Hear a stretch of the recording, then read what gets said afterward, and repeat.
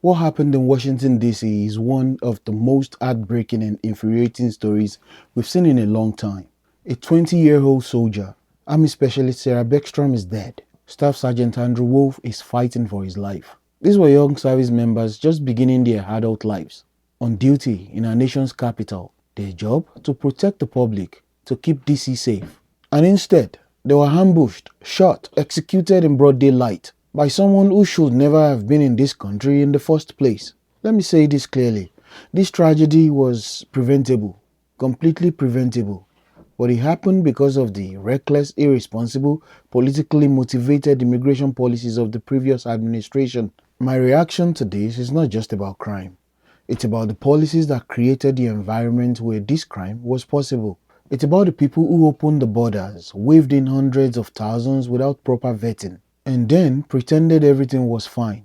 And now the country is paying the price. This ambush-style attack just steps away from the White House. They'd been deputized as part of the most successful public safety and national security mission in the history of our nation's capital, the D.C. Safe and Beautiful Task Force, which has achieved an unprecedented reduction in violent crime and crimes of all type. This heinous assault was an act of evil, an act of hatred, and an act of terror. It was a crime against our entire nation. It was a crime against humanity.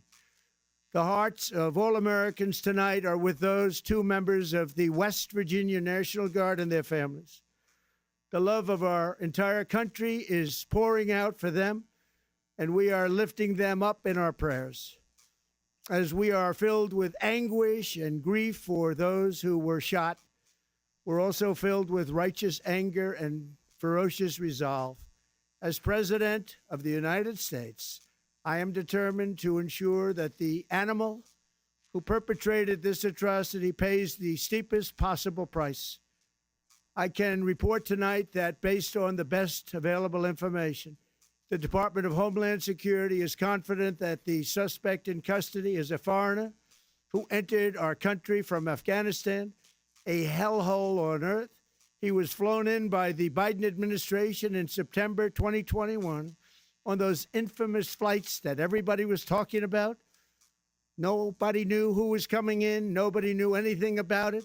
His status was extended under legislation signed by President Biden, a disastrous president, the worst in the history of our country. This attack underscores the single greatest national security threat facing our nation. The last administration let in 20 million unknown and unvetted foreigners from all over the world, from places that you don't want to even know about. No country can tolerate such a risk to our very survival. An example is Minnesota, where hundreds of thousands of Somalians are ripping off our country and ripping apart that once great state. Billions of dollars are lost, and gangs of Somalians come from a country that doesn't even have a government, no laws, no water, no military, no nothing. As their representatives in our country preach to us about our Constitution and how our country is no good. We're not going to put up with these kind of assaults on law and order by people who shouldn't even be in our country. We must now re-examine every single alien who has entered our country from Afghanistan under Biden, and we must take all necessary measures to ensure the removal of any alien from any country who does not belong here or add benefit to our country. If they can't love our country, we don't want them. America will never bend and never yield in the face of terror. And at the same time, we will not be deterred from the mission these service members were so nobly fulfilling. That is why tonight I can announce that I have directed the Department of War to mobilize an additional 500 troops to help protect our capital city.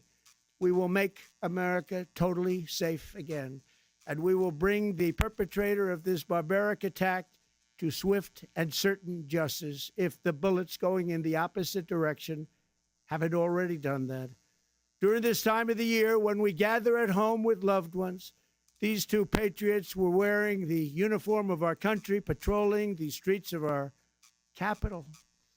They had taken a selfless oath to defend our nation against all enemies, foreign and domestic.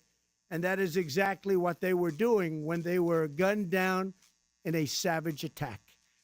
I want to express my extraordinary gratitude to every member of the United States military who is deployed tonight at home and abroad. I also want to thank the Secret Service and the D.C. Metropolitan Police Department for their work today. This Thanksgiving, I ask every family to say a prayer for the two great heroes who were so horribly shot and for their loved ones. Please say a prayer.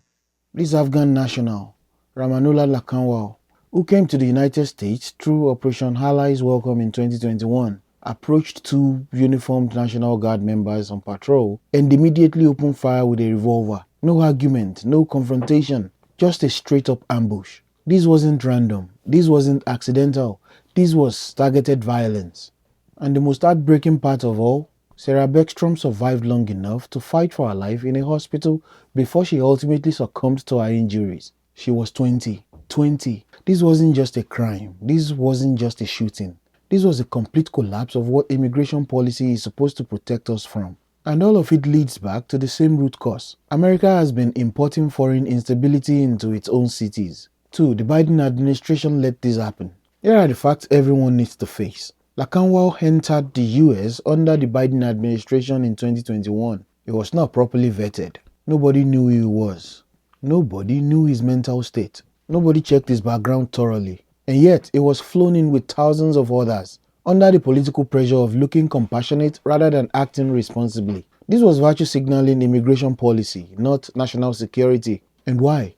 Because the previous administration wanted to appear humane, appear generous, and appear pro-refugee, even if it meant letting completely unvetted, traumatized, and potentially dangerous individuals into American communities. This is what happens when immigration is treated like a moral performance instead of a national security responsibility. Report states Lakanwal spent nearly a decade in a CIA-backed Afghan Special Forces unit, meaning he saw war, he saw death, he saw trauma that leaves permanent psychological scars. And yet, he was brought in directly into the United States without proper psychological screening, without long-term monitoring, without any serious evaluation. He wasn't stabilized, he wasn't treated, he wasn't monitored. It was simply waved through because the administration wanted good headlines. This was irresponsible, reckless. And now, a 20-year-old American soldier is dead. This tragedy showcases the disastrous result of mass immigration without standards. People coming from failed states with no documentation,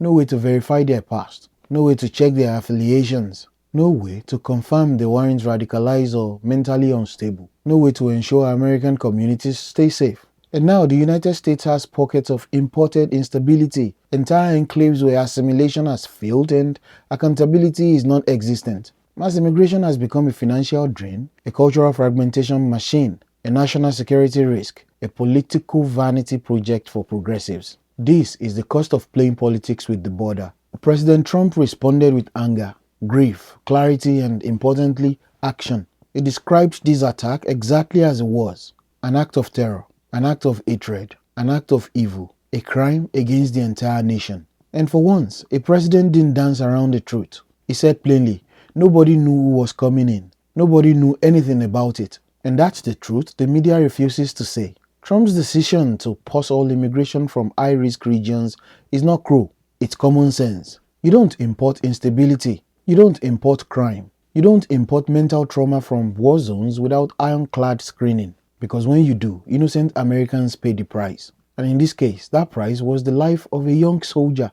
We need to be brutally honest. Mass immigration, especially from countries collapsing under war, extremism, and poverty, has been a disaster for America. 1. Culturally. Pockets of incompatible cultural norms, zero assimilation, rising tensions, and communities that act as extensions of the countries people fled. 2. Economically. More welfare dependence, more strain on public resources, and massive healthcare burdens. And 3. Criminally. We've imported gangs, terror cell risk, unstable individuals, unvetted men with military combat experience. This isn't immigration. This is national genocide. This shooting wasn't just a random act of violence. It represents a failure of federal policy, a failure of leadership, a failure to protect American citizens, a failure to prioritize the safety of the people already living here, and it signals something deeper.